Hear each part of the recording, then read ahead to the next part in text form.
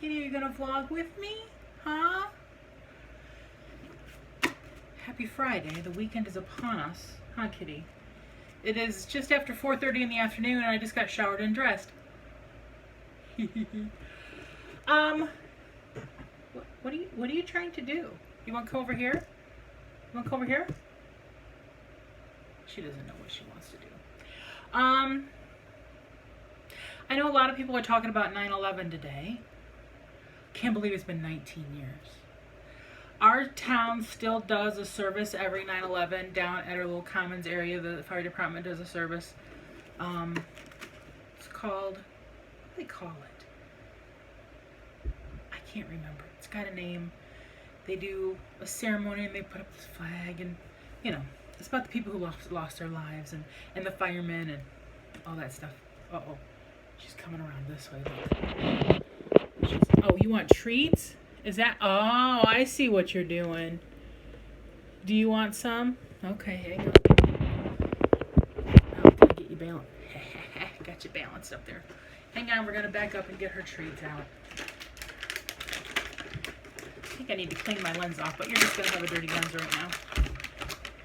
Oh, you want them over there? There you go. All right. Kitty is happy. She's got her treats.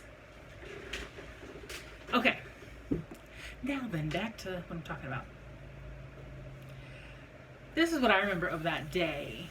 It was a Tuesday because that was deadline day for the newspaper. I had to have the paper to the printer. For all you guys who don't know, who are new, I used to work for a newspaper. I did production, I laid out. And at this point in time, our newspaper still did the old whole wax and slap together by hand thing that it's kind of like putting together a puzzle, and then I would put all these big giant sheets into a box and take them to the printer. And that was deadline day. We usually had to have the paper to the printer by 1. And I got there by 8:50 in the morning, and unbeknownst to me, the first plane had already hit just moments before. And I get to my desk, like I normally do, turned on my computer, turned on my radio.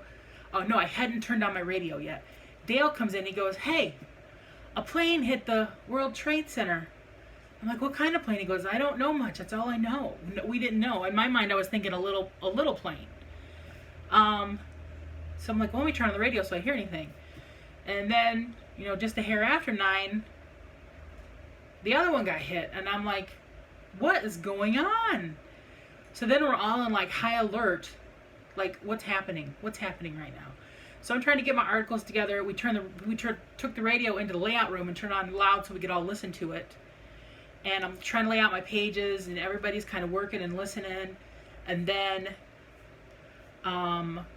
when the tower started, they turned on the TV in the back room. We had a tiny little black and white TV back there. I don't even know why I was back there. I think I've told this story before years ago, but I'm telling it again this year. And somebody went back and tuned in a channel we could watch, a little bit fuzzy, but we could watch it. And then all of a sudden on the radio, when they started talking about it looks like the towers are going to fall, we all kind of scurried to the back room and we're like huddled around this TV and just silent. We're just like, you're not believing what you're seeing. Because it was just unreal. It was just like, what is happening? What is happening right now? Then our editor, our editor asked our sports editor to write a little something for the front page. Because we were a weekly newspaper, so it was very uncommon for us to have like a current event on the front page. But since we were getting ready to go to the printer, this was going to go on the front page. Not a big thing, just a small thing of what was happening. So she looks at him and says, "Go write me something." And I'm like, she laid out the front page, so I had to worry about that. So then I finally get the paper to the printer once we got it all done. And then I came home, and I didn't have to work Tuesday afternoons. And I didn't have to work Wednesdays. Those were my days off. And I, like most everybody else, pretty much just lived in front of the TV watching all this unreal situation. Just unreal. This is crazy. That's where I was on that day. Yeah. Next year will be 20 years. Oh, it's crazy. Okay.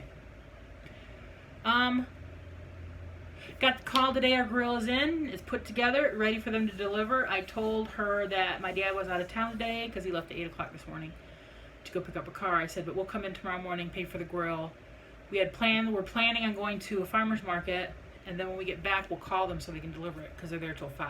So I said, we'll be home by early afternoon because I know my dad wants to watch Notre Dame game. And so she's like, okay. So we'll go pay for that in the morning. I have some cash here to give to Dad. He's going to put it on his credit card, but I'm going to pay for half of it. Ooh, I think he's home.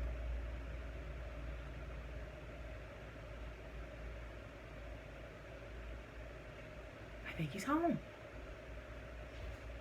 Well, I'll be back.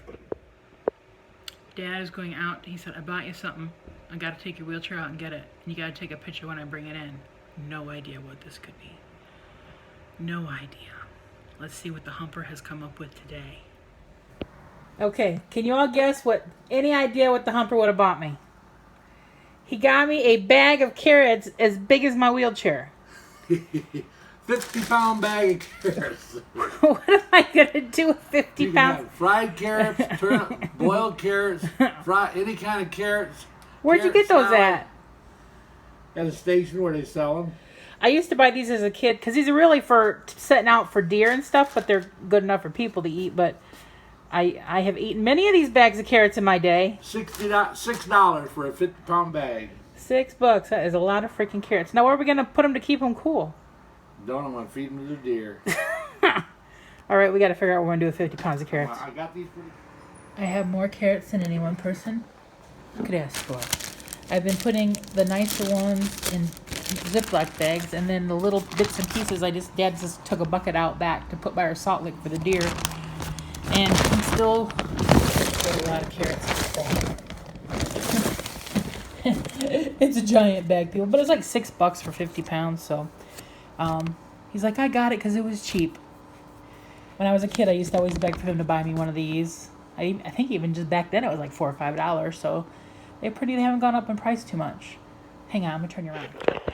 Because right now, a lot of the gas stations up north, because they were up north today, will have, Dad said there was a stack of carrots, apples, sugar beets, corn. Those are the 4 big things that people buy to feed deer. And like I said, I've always been a big carrot lover. And we'd always buy these for me and to feed the deer. So I'm gonna have carrots for a while. I took it off my shopping list because they were on my shopping list for this coming week. Don't need to buy any carrots. Okay, back to dealing with carrots. Hey, kitty. Hey. We have carrots. Do you want some? No? Okay, thought I'd ask. She has no interest. She's asleep. Now she's woken up and taken a bath. I might have eaten a few carrots as I was sorting them. So I'm full. I have lots and lots and lots and lots and lots of carrots. So yeah, I'm happy. But now I'm going to put all these clips together and upload ya. So happy Friday. Any plans for the weekend?